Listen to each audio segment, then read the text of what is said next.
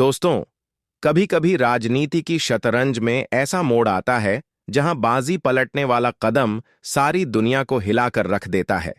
America और खासकर Donald Trump सोच रहे थे कि यूरोप को भारत के खिलाफ खड़ा करके वे हमें झुका लेंगे, लेकिन आज तस्वीर बिल्कुल उलट चुकी है।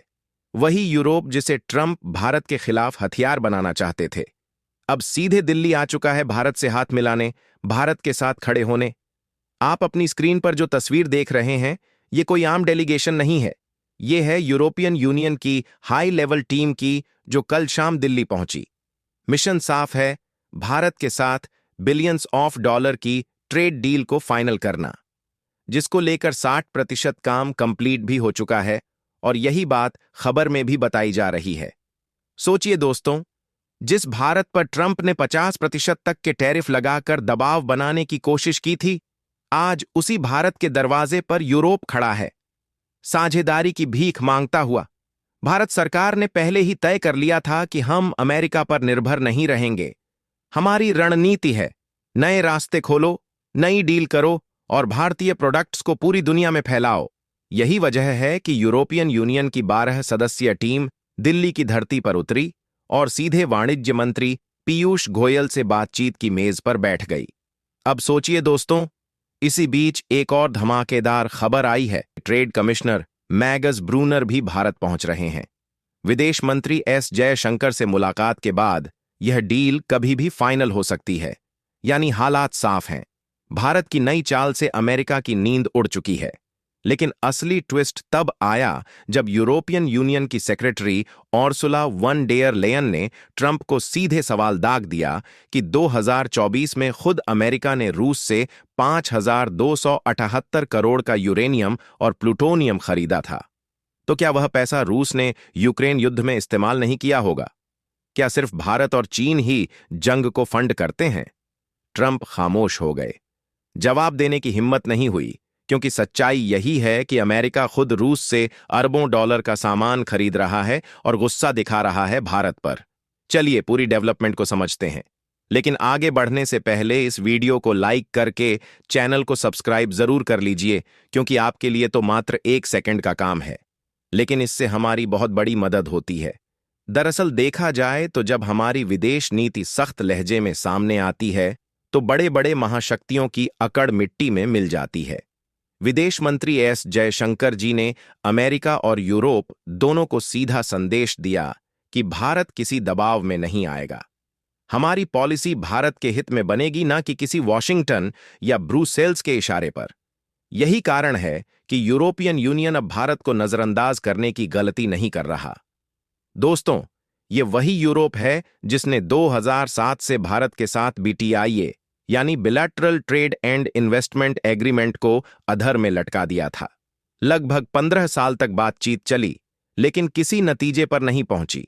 और अब देखिए, हालात आज वही यूरोप दौड़ता हुआ दिल्ली आया है, क्योंकि भारत की अर्थव्यवस्था अब दुनिया की चौथी सबसे बड़ी ताकत है और आने वाले वर्षों में तीसरे नंबर पर पहुंचने वाली है। फिलहाल कहानी यहीं खत्म नहीं होती। यूरोप ने एक और नया खेल शुरू किया है, जो है कार्बन टैक्स।